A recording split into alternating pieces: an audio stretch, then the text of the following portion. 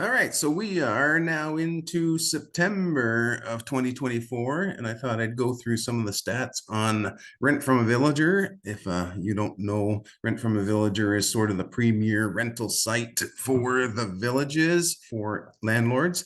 And they have stats section, which is really interesting, and I do this every month. So this month it looks like for dates, if we look at the filter type dates, that the 1 month options are really taking hold. So we got March and April both at 13% and 11%. And then we've got February at 10%. And then in third place or fourth place, whatever you want to say it, we got January, February, March. So it looks like the 1 month options are really important for people at this time of year. We've got October at 9%.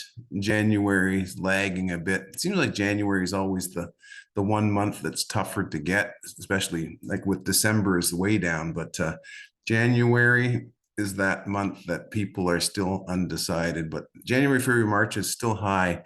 But look at March on its own, April on its own, February on its own. Those 3 months seem to get the most traction. Looking at the villages, again, we see the top four: Richmond, Citrus Grove, DeLuna, Hawkins, all in the newer sections. But they're at 5%, so it's not like it's a huge difference. But always tends to be that the places around between Richmond's always high because it's between Brownwood, Sawgrass. It's a great village. Citrus Grove is really taking off because of the Sawgrass Grove area and the South End, and it's just nice to be down that way. DeLuna and Hawkins, and then we got Collier and St. Catharines.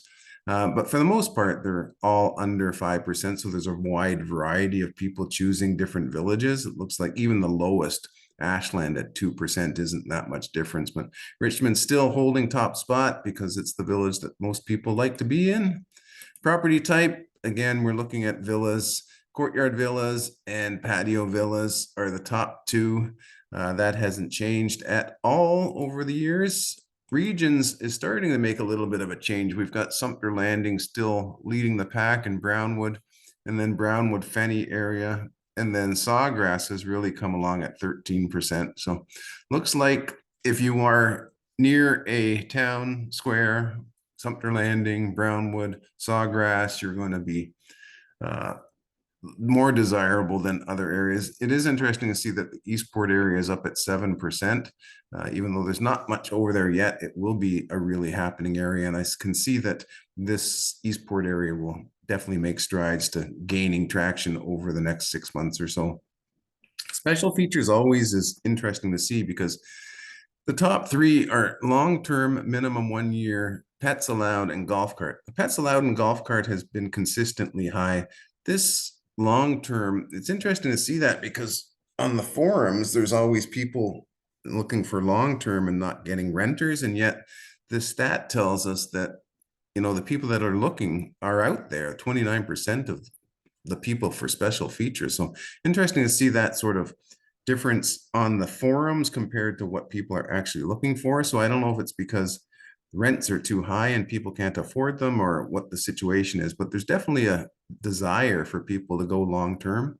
Pets allowed, again, if you have a rental that has pets allowed and a golf cart, you're definitely in the higher end of availability and you should get your place rented pretty quickly if you got those two options. And then if we look at bedrooms, 2, and bathrooms, 2, that stayed consistent. Regions, again, Sumter Landing, and that makes all the sense in the world to me. So saying fairly consistent around a town square, 2 bedroom, 2 bathroom, pets allowed, and golf carts allowed, and you're going to get a rental done. Interesting to see this whole thing about long-term availability. I'm not sure where that's going to land, but let's see where it plays out. So hopefully that helps.